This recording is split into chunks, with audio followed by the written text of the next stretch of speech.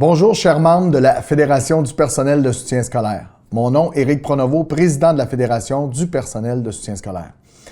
Écoutez, aujourd'hui, je tiens à m'adresser à vous à propos du projet de loi 89. Vous savez, le gouvernement du Québec a déposé le projet de loi 89. Il s'agit d'une atteinte directe au droit de grève et à la négociation de nos conventions collectives.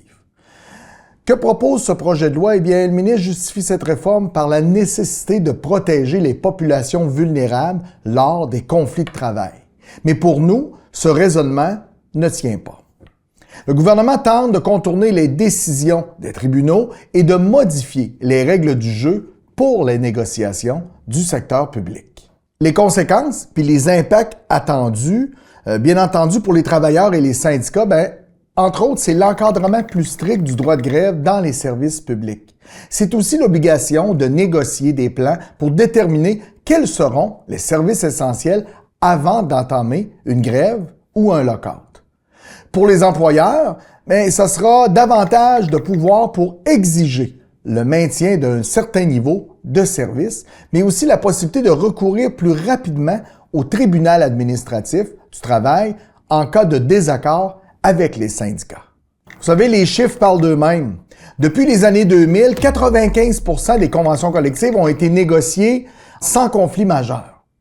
Entre 2000 et 2020, les lock-outs ont causé 4 fois plus de jours perdus que les grèves. Est-ce un projet inutile?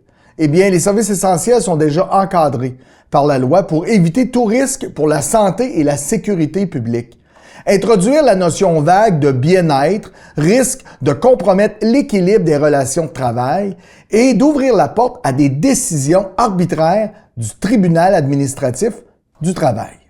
Est-ce une vraie priorité? Le gouvernement devrait plutôt s'attaquer aux véritables enjeux.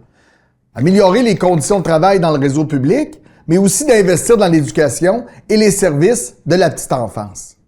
On demande le retrait immédiat du projet de loi et on explore actuellement toutes les options possibles pour défendre vos droits. Le gouvernement a déjà plusieurs obligations légales qu'il ne respecte pas et qui ont beaucoup plus d'impact sur les services à la population que quelques jours de grève en 5 ans.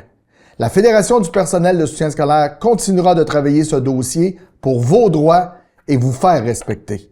Bonne journée.